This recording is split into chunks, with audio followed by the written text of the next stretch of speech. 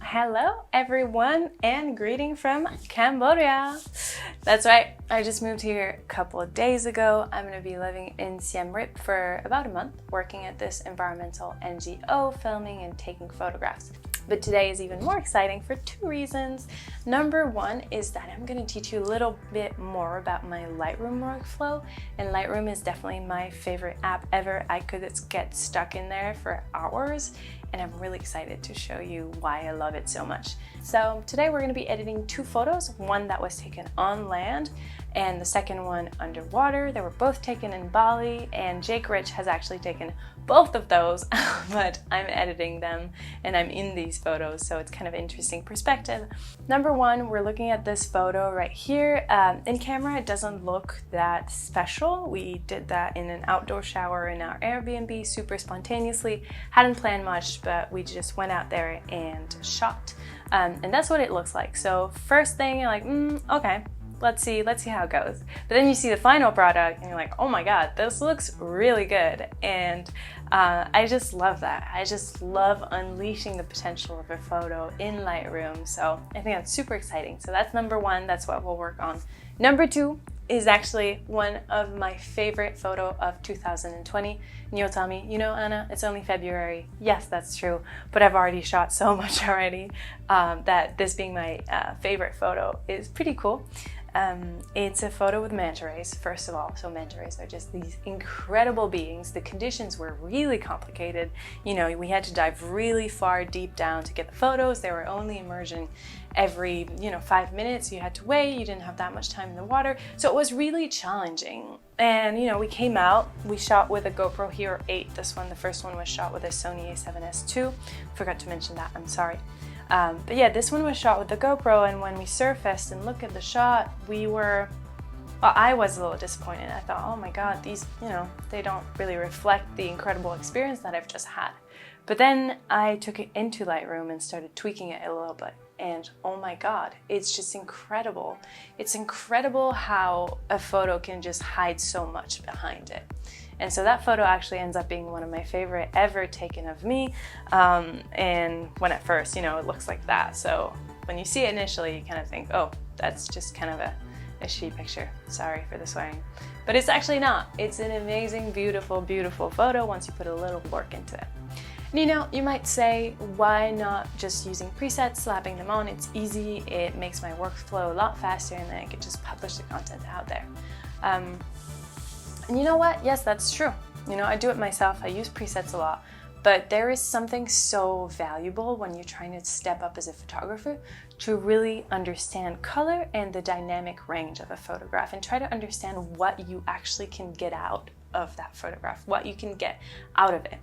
And so it's really important to go from point A and to have an idea of where you want to take it, which is point B, and be able to go from A to B alone without having to use presets and without having to essentially live through the creative lens of other. You want to be able to create your own creative lens. You want to be the one creating the presets. You want to sort of find that identity as a photographer. So I think that really begins with understanding the Lightroom workflow and where your flow is. So let's get into it. Let's edit that first photo, then we'll get into the second one, and the third is a little surprise for you. So yeah, definitely hang out, check it out, check out how I work in Lightroom, and hopefully you can learn something. Yep. All right, friends, we are already set up to start. This is the photo I want to edit. It was shot in RAW on a Sony a7S II with a 24mm lens f1.8. As you can see right there, the stats are here. It's at 1.4, it was shot ISO 100, trying to get the least amount of grain and noise possible in the image. So with further ado, let's start editing this baby. Also credit to the photographer Jake Rich. Thank you for bringing this image to life. It was shot in our Airbnb, totally improvised shoot, so that was fun. All right. First things first, I know this is a bit jarring, but I just want to see the breadth of that photo. I want to understand what's its full capacity. So I'll just bump up the exposure, a bit too much for now, but just to see where I can take it. Another important thing is thinking about contrast. Contrast is a tricky one. Contrast is always the one you want to really bump up because it makes the image look good, but I also feel like it's just the simple way out. Having too much contrast in an image makes you lose its sort of essence in a way, and so I try never to overdo it with contrast, and sometimes I actually even take it down a notch and rather play with the blacks. Actually, I find that to be a lot more interesting than to ever look into the contrast. I think it's just a little too easy.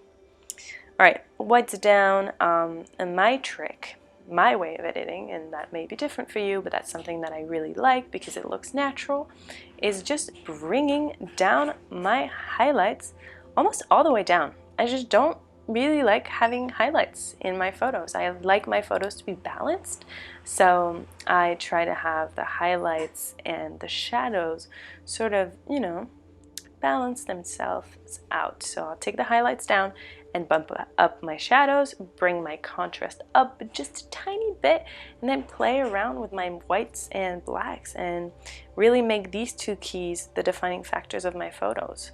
So let's see here. Yeah, let's just not go crazy with the whites, not my favorite. Alright, adding a little clarity, always good, but again, overdoing it just makes the image look sort of cheap to me. I like for it to have texture, but I don't want to see every little grain or every little pore on a person's skin.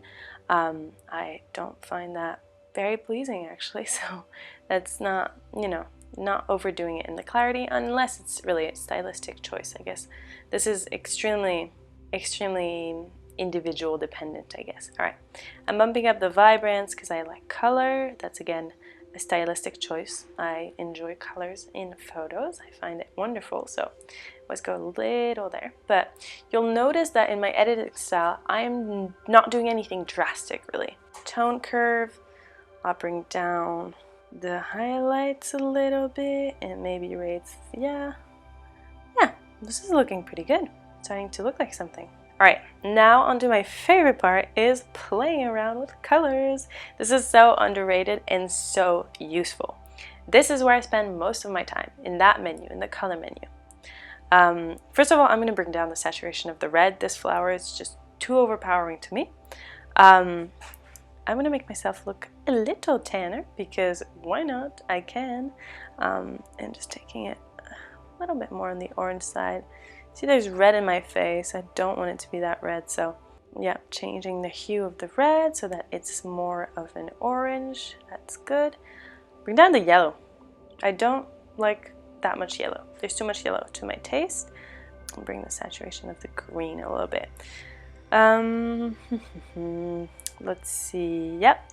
This brings in a little of lightness. I always like playing with the yellows. It's a color that just appears a lot in photography that you wouldn't expect. So actually moving the luminance of the yellow, my French accent is kicking in. The luminance of the yellow, as I was saying, really does change a photo a lot. As you see, it's just drastically different. So bumping up the luminance in that case, I think brings a little kick to the photo, so I'm going to stick with that. Red, maybe we can bump it down a little bit. It's not making much of a difference. Bringing down the oranges, the luminance of the oranges, makes people just look tanner. So that's one way to do it. Bump down the luminance of your oranges, and you're just going to look like you had a lot of sun, which is something I want to look like. I'm just playing around with the blues and the aquas. They're in the background right there by the window. It just want it to be wider because I don't want that much blue in my image, since it's just not a blue image. That's why. What about the greens? The greens are nice where they sit. Yeah, they're nice where they sit. I just think they're a bit too intense. So I'll bring down their saturation. And now onto my favorite menu, the one where you can actually change the colors. How wild, isn't it? I just love that you can actually change the color entirely, and it really changes the feel of your images. So I would say definitely play around with these tools. They're, again, very underrated in my opinion, and you can really change the feel of the photo. I mean, look at this. These are two different photos. So I'll just have it sit right about there. Alright, this is looking good. Sharpening. Sharpening is a hard one. You know, it just starts making the image look a little sort of grainy and pixelated at one point, so I'm not gonna bump it down too high. Bump it up too high, sorry. I'll just put it at 15, I think that's pretty good. We don't need that. No. Isn't that interesting, yeah? It really does change the... Oh. I mean, the distortion isn't so prominent. So yeah, let's have it sit in the middle. And the camera does tend to vignette a lot, so it corrected for that. Sure, yeah, let's go with it. Why not? It's an option. Yeah, this is looking pretty good. All this is good, good. One thing I might do is do a little bit of mask editing. So I wouldn't worry too much about where these sit for now, and what I would do is just kind of select the zone that you want to affect and then play around once you actually have effectively applied the mask. So let's see. Yeah, you don't want to make my hand too much. Maybe the water.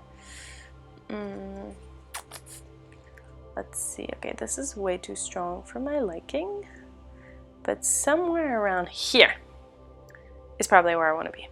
Yeah, I'm feeling it. I'm actually maybe regretting my Vibrance decision. This is pretty good. Yeah, I think we've got it. Woo!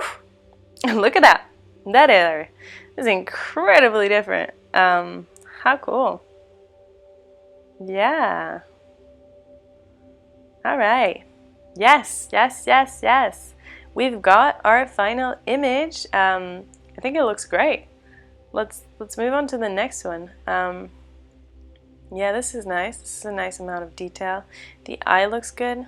I guess one thing we could do maybe, which I like doing, is actually modifying the eye a little bit and making it clearer. I find that to be kind of cool and give it sort of a cool look to the photo. Let's de-zoom and see it in action. Yeah. Alright, it's not much of a difference, but you know, these little details do end up making a photo just simply more interesting. Yeah, I'm happy with it. Loving it. Let's move on to the next one, won't we? Yes. Surprise! I was swimming with manta rays. It was very exciting. It was very, very hard to capture, as I said previously, and this is sort of where we've gotten and we're able to get. Obviously, I wasn't super satisfied with it, but you will see that this photo actually has a lot of potential. It's all about finding its hidden potential. That's the idea of today. So I'm going to bring down the exposure. Of course, it was just way too white, and I'm going to bring up the contrast a little bit just to see where we sit. Bring down the highlights as I usually do. Bringing out the shadows in that case, since it's an underwater photo and you want to give that aspect of 3D, which is sort of lost, I would just bring it down to give another layer, you know, so just separate. And in that same thought process, bringing up the whites, just make them stand out a little more, and they make those rays and bubbles just feel a bit closer to the subject than the rest of it. So it is giving this illusion of layers, which I'm liking. All right, bringing down the blacks, yes. Again, not overdoing it with the contrast. There's really no point. And then in that case, we really want to play with this. I don't want it to be too purple, so let's just let it sit there, right? Cropping it. I just want to crop it a little bit, and I do want to, yeah. I think this is a bit more interesting, than before.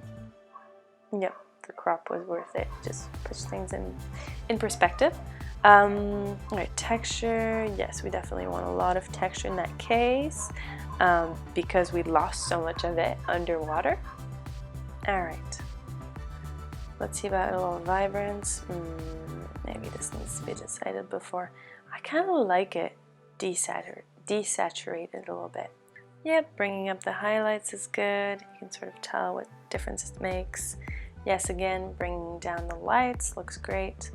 And bringing down the shadows a little bit. All right, this is starting to look better. On to my favorite part, which is playing around with the colors, especially, well, here we don't have that much to play around with because it's mostly blue, but that's a good thing. It means we have a lot of influence on those blues. I bumped it up because I wanted to make it look like it was shot deeper than it was. I also kind of like the glare in the flipper here. I think it looks nice. But then again, I don't want it to be too much. So I'll just bring down the saturation a tad bit. See, we don't have any greens. Sometimes I just grab the cursor and play around with it to see what I have in my picture and what I don't have. It doesn't seem like I have much other than blue, which makes sense. Makes my job easier in a way. Yep, there's no yellows. Okay. Let's move on to the luminance then.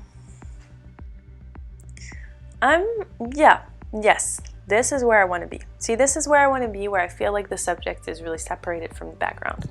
This is not where I want to be. So, somewhere around here is good. Aqua doesn't make much of a difference, so okay, we'll just have it there. And all these are sort of irrelevant as well. Sharpening, let's do it to 20. I just think it's a slippery slope. Yeah, this all looks good. Let's see what happens. Well, I guess it's a GoPro, so there's no particularly profile correction that I want to adopt. No particular one. Yeah. All right. Last step is I'm just gonna play around with these since they really do drastically change my picture from one point to another, and just sort of figure out where I want it to sit. Okay, this is too purple. Don't want it to be so blue. I think this is where I want to be. I think this looks good. Let's see the before and after. Yes, woof, what a difference. You sort of have this very average, not good looking picture on the left, and then you have a total killer on the right. I mean, it's beautiful. They're just so beautiful. And I really do like this snapshot. I think it captures the sort of elegant roaminess to these creatures. And yeah, let's call it a day for this one. I hope you like it as well. So here are 2 pictures. Alright, and the good news is I'm going to be giving out these free presets to you so that you can use them, tweak them around. For example, use the underwater one for really washed out photos, see where it takes you, and then take the second one for more, for above the ground, more luscious sort of vibes, Bali vibes. And don't forget, I shoot in RAW, so preferably apply them to RAW photos, but you can try anyways to any photos and see how it looks. I hope they're super helpful. Please download them, use them, spread them, love them, do all of that stuff, and definitely subscribe to my channel for more videos about editings and my photo processes and whatnot. So yeah, hope to see you around soon back on the channel. Cheers!